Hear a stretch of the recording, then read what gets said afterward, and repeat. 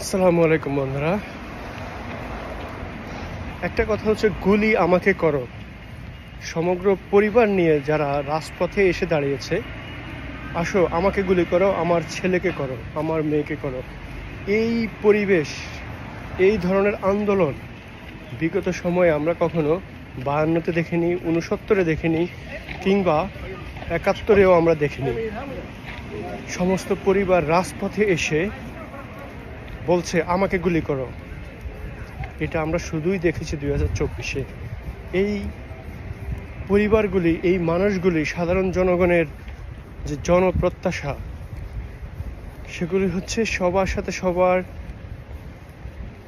বোঝাপড়া, কাঁধে কাঁধ মিলিয়ে দেশের জন্য কাজ করা, কেউ কাউকে ধ্বংস করা নয়। আজকে যারা কিছু রাজনৈতিক দলের নেতাকর্মীরা আরেকটি রাজনৈতিক দলের নেতাকর্মীদের নিশ্চিন্ত করার যে পরিকল্পনা করছেন, আমি মনে করি সেটা সম্পূর্ণ ভুল। এটার জন্য এই সাধারণ মানুষ ছাত্র জনতার সাথে যোগ দেয়নি, বুকে গুলি নেয়নি, নিয়েছে একটি সুন্দর সম্ভাবনাময় বাংলাদেশের জন্য, যেখানে সবার অধিকার থাকবে, সবার কথা বলার থাকবে, অধিকার থাকবে, মত প্রকাশের অধিকার থাকবে। সবাই রাজপথে আন্দোলন করবে, সবাই রাজপথে কথা বলবে, যুক্তিসঙ্গত বিষয় নিয়ে রাজপথে আসবে। হরতাল, অবরোধ, ভাঙচুর, জ্বালাও পোড়াও এগুলি থেকে বেরিয়ে আসার জন্য কিন্তু আমাদের পরিবার রাজপথে আসেনি। আমার ভাই গুলি খায়নি, বুকে গুলি নেয়নি, ছাত্র জনতা গুলি খায়নি। এগুলো আমাদেরকে বুঝতে হবে।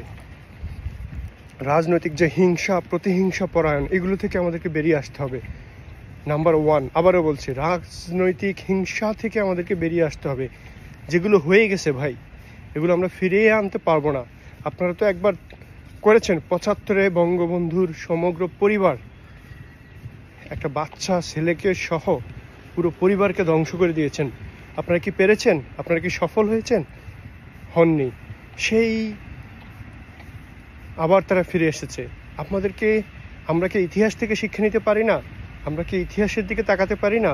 সো সেই ভুলগুলি, সেই কাজগুলি যদি আমরা আবারও করতে যাই, তাহলে আমাদের দেশকে আরও বেশি রক্ত দিতে হবে, রক্ত জড়াতে হবে। এই রক্তগুলো হয়তো আপনার ঝরছে না, আমার ঝরছে না, সাধারণ মানুষের রক্ত ঝরতেছে। কিন্তু কতদিন এই সাধারণ মানুষগুলোর রক্ত ঝরবে? যেই কোনো আন্দোলনে সাধারণ মানুষের রক্ত ঝরে, যেই কোনো যুদ্ধে, যেই কোনো জ্বালাও পোড়াও ভাঙচুরে, কেউ গুলি খাক, কেউ আহত হোক, কেউ নিহত হোক, সবাই সব সময় এই সাধারণ জনতা, তাদেরকে ঘিরে আমরা কত রাজনীতি করব। আমি মনে করি এই বিষয়গুলিতে আমাদেরকে একটু তাকাতে হবে। আমরা যারা সাধারণ মানুষ রয়েছে, আমরা একটু চিন্তা করি। দেখেন, আপনারা যে গুলিগুলো বুকে নিয়েছেন, এখনও নেওয়ার জন্য রেডি, কিসের জন্য, কি তৈরি করতে চাচ্ছেন, সেই মেসেজগুলো আপনারা দিন। আমরা হিংসা প্রতিহিংসার রাজনীতি চাই না। আওয়ামী লীগের পক্ষে কিংবা বিপক্ষে কথা বলা নয়। আমি যে কোনো একটা রাজনৈতিক দল বলি, এখানে যদি আওয়ামী লীগের জায়গায় বিএনপি হতো, একই কথা। আমরা হিংসা পরায়ণ আর হব না। আমরা যেগুলো দেখেছি, ক্ষোভ যেগুলো হয়ে গেছে অলরেডি, শেষ। একটা নিরীহ মানুষ, তাদের অপরাধের জন্য আমাদের দেশের আইন রয়েছে। আসুন আমরা আইন বিচার বিভাগকে আমরা আরও শক্তিশালী করে তুলি, আইনের প্রতি শ্রদ্ধাশীল হই। যারা অপরাধ করেছে তাদের বিচার এবং শাস্তি আমরা আইনের মাধ্যমে বাস্তবায়ন করি। আমরা কখনোই বলছি না তাদেরকে আমরা ছেড়ে দেব। অপরাধের শাস্তি তাদেরকে পেতেই হবে। যারা আমার ভাইয়ের বুকের উপর গুলি করেছে, তাদের শাস্তি হবে আমাদের দেশের আইনের মাধ্যমে। কিন্তু তাদের বুকে আমরা পাল্টা গুলি চালাবো না, আমরা আইন হাতে তুলে নেব না। এই বিষয়গুলি আমাদেরকে বুঝতে হবে। শেষ কথা আবারও বলি, আমাদের যে পরিবারগুলো, আমাদের দেশের ছাত্র জনতা থেকে শুরু করে সাধারণ জনগণ বুকে বুক পেতে গুলি নিয়েছে, এই গুলি আর কখনো এইভাবে নেয়নি।